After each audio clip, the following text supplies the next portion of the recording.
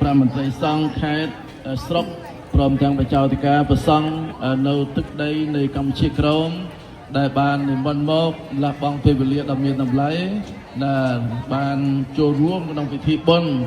ប្រចាំឆ្នាំគឺសន្និបាតវិសាខបូជានិងសុបត្រីដកនៅក្នុង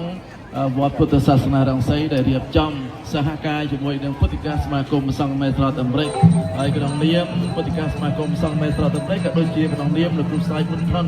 ដែលចៅធិការវត្តពុទ្ធសាសនារង្សីគឺមានសេចក្តីត្រេកអរជាអតិបរមាណាចំពោះព្រះសង្ឃយើងដែលបាននិមន្តមកទាំងព្រះសង្ឃខ្មែរក្រមខ្មែរកណ្ដាលខ្មែរលើបានតែយើង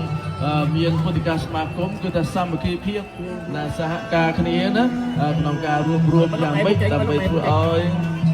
ពុទ្ធសាសនាយើងចម្រុងចម្រើនលឿនទាំងវិស័យពុទ្ធិកាសិក្សាទាំងវិស័យធម្មវិន័យនិងវិស័យការបំពេញនៅបុណ្យនានាទាំងអស់ដូច្នេះហើយខ្ញុំកាលណាសូមថ្លែងនូវសេចក្តីត្រេកអរ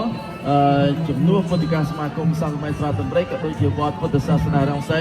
ដែលសន្តានចិត្តបដិជគុណបានលះបង់ពេលវេលាបាននាំយកបច្ច័យចំនួន$4,000ដើម្បីឧបត្ថម្ភដល់ពុទ្ធិកាសមាគមសង្ឃមេត្រាអាមេរិកដើម្បីចាត់ចែងបំពេញការងារ